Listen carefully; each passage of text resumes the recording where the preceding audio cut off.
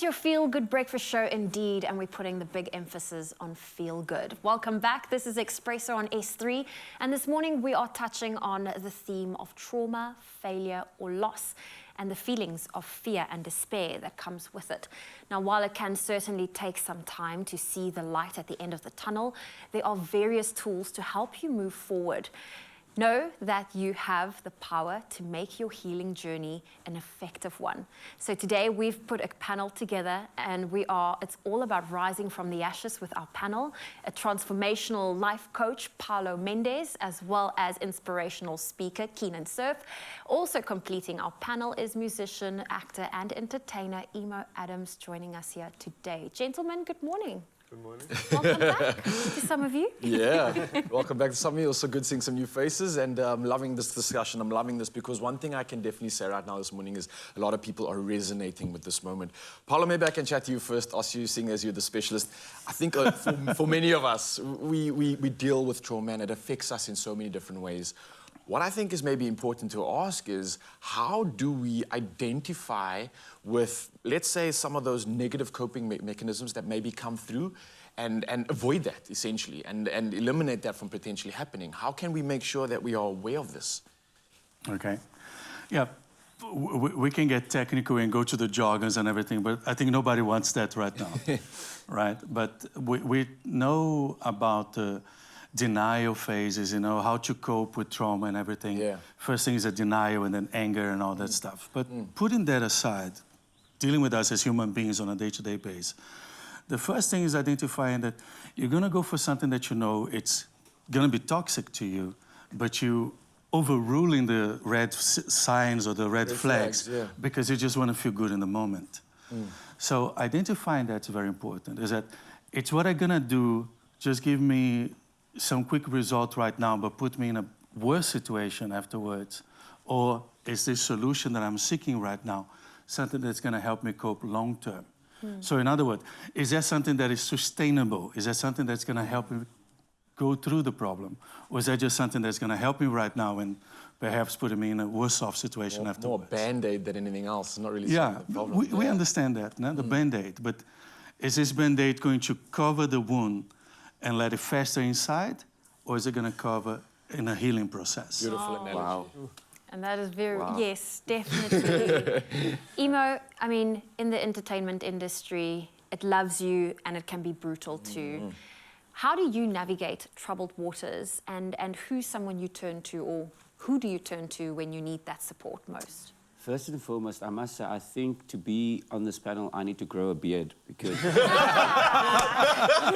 got something going. I think yours is just upside down, Emo. I didn't get the full memo.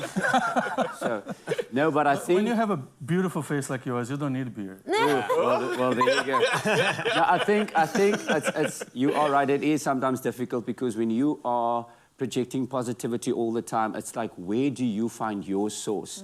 And I think, maybe you touched on it a little bit, but I think for us being in the entertainment industry, it's very difficult to sometimes acknowledge the signs or see the signs, because there is no blatant signs as into, oh, I'm in a funk right now, I'm in a state of depression, or I need a bit of positivity. And that's why you find people try to do walks and get in the right mental state, because I actually find is you have to love yourself first before you can love other people. You have to make yourself laugh first before you can make other people laugh.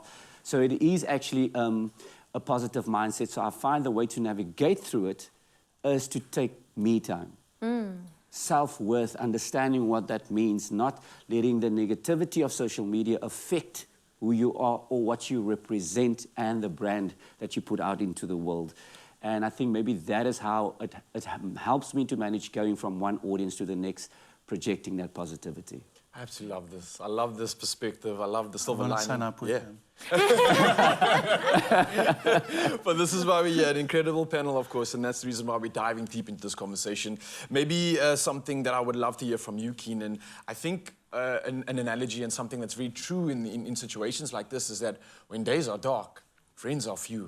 And as a friend, seeing someone in a position where you see them potentially struggling, you would hate to realize that too late. Yeah. You'd hate to be, I wish I was there for you. I wish I did this, X, Y, and Z. Yeah. How can we, as the support system that we all should be within our community and our friends. How can we become more aware of this? How do we reach this? I think the word is discerning. Yeah. How do we become more receptive to this and essentially be there when we need to? Yeah.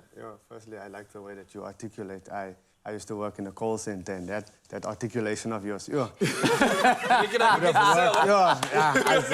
feel like I need to sign up for a policy.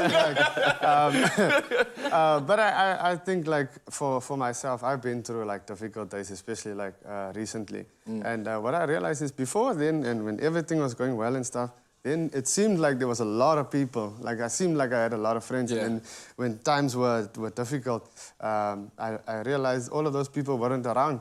And then I think for me, it's just to keep your circle small. Because the ones that care the most, they're the ones that are there during the difficult days. And after the difficult days and now that things are picking up for me, I realize I have a small circle, but I'm fine with it. Because those are the ones that call up and check up on me and stuff like that. And I care just as equally about them. So for me, I'd say, I hope I answer your question correctly, but for me, it's just to keep your circle small. Sorry, but that obviously means that it's more so the type of people that adds value to you. Yes, sorry. Quality over quantity. Quality over I was quantity. I was going to say that when we change the way we look at things, Yeah. then we realize that things are actually different than we perceived at first. Yes. Right? So is it that at hard times friends are few, or is it a hard time shows you who your real friends are? Truth is revealed. A paradigm shift. So indeed, yeah. Who's this guy? We're keeping him around. Who's this guy? So we get to that challenge that if we change the perspective from are we coming from failure to ashes or from ashes to rising back up, and sorry, I'm from Brazil, English is a challenge. For me. My wife's gonna be like, you've been here for 25 years, shut up and speak. But are we looking at it like it was a failure and I'm trying to get back up, or I was burned down, it's rising from the ashes, or is it a new birth? A new beginning, a new opportunity. So when we look at what are we doing in coping mechanisms, it's like I remember going through several challenges and I know what my escapes are. And I think that's the key word. And you use the word discernment. I love that word. Are we discerning how we're thinking, how we allowing that inner conversation to happen, right? So if I look at it, did I fail and I have now to do all the work to get back up, or what did I learn? And how can I invest in a new, better future now with the lessons I took in? Oh, we are going to continue dropping these truth bombs. This is what the panel is all about. Keenan, Paolo, and Emo, they are not going anywhere as we continue this conversation around rising from the ashes or the reborn. What did I learn from it? What can I take from it as I enter into that new me? Please be part of this conversation. Our WhatsApp line is open. It's 063 408 8863. We will be back with our panel soon. It's my feel-good breakfast show. Yes, Mzansi, welcome back. Your Feel Good Breakfast Show, and what a show it has been already. Welcoming Kat back and talking about some pertinent conversations right now and carrying on with that. So, to rise like a phoenix from the ashes means to emerge from a catastrophe stronger, smarter, as well as more powerful. So, we're going to be continuing our conversation. We've got our panel, transformational life coach Paolo Mendez is in the building, as well as comedian and inspirational speaker Keenan Surf, and completing our panel, of course, is the musician, the actor, the entertainer. He doesn't have a beard, but he's got beautiful hair. It's Emo Adams in the building. I had to be honest. It's okay. It's okay. Paolo, I'm going to ask you this question because earlier in our panel discussion, Emo spoke about how important it is to have the right mindset, that positive attitude. I know you do a lot, you put a lot of focus on mindset development within your workshops, but how can you encourage someone during a very difficult time to stay positive, to be optimistic, to tap into that positive energy when things are very dark for them, when things are not that easy? Okay. There's a little recipe I follow, and I teach that in the workshops, which is remember the things you've been through before. Right, it gotta come down. We gotta come down to the point where you realize you're not here by accident, and that's not just some philosophical hoo-ha. It's not some esoteric idea. It's reality. Life doesn't happen to you, it happens for you. So there's a couple of beliefs that need to be worked on, and I work a lot on that, self-limiting beliefs and framework in your mindsets and blueprints that you have in how you perceive life. So the first thing is to remember, life doesn't happen to you, it happens for you, right? Each one of us had a story where we started, we had dreams as a child, somewhere along life, those dreams were crushed, and then somebody came along, helped you believe, and then you overcame the challenge, and here you now, right? And now you're here. And then something's gonna happen, it's gonna knock you down in a later stage, and you're gonna feel like my world is over, but it's just the rebirth, a new season, a new opportunity. Each new level in life requires a new version of you, not a different person. And that's where we get lost sometimes. We compare ourselves with other people. And I think, but he's doing so much further than I am now. But he's in his own journey. He's in his own journey. You in your own journey. So what we gotta remember is that ground ourselves back. Like you were saying, you gotta love yourself first. Yeah. I'm gonna start following you. You gotta love yourself first and understand and accept this truth. You're not here by accident. There's a message in you. There's a gift that is in you that the world needs. And each of us together complete that puzzle. So stop believing the lies, stop believing the negative self-talk, stop believing the negative words from other people, and center yourself. And remember, what is my gift? What have I learned from my previous challenges? You didn't come this far to give up. In my culture back in Brazil, we have this little joke about like you swim, like you shipwrecked in open sea, and you swim, and just before getting to the beach, you look at the sea sand or the sand by the shore in the beach, and you look, I'm too tired, I give up. And you were like, a K away. You already swim 5 Ks. You were a K away from the sands. And then, I'm too tired, I give up. So don't give up. First thing, don't give up. Second thing, remember what you've been through before. If you made it this far, it's not you. Nobody's going to drop you off now just before the end line, right? And third thing is that, then what did I learn from the previous lessons? Because this new experience is not to break me. This new experience is to help me get to the next level I need to become.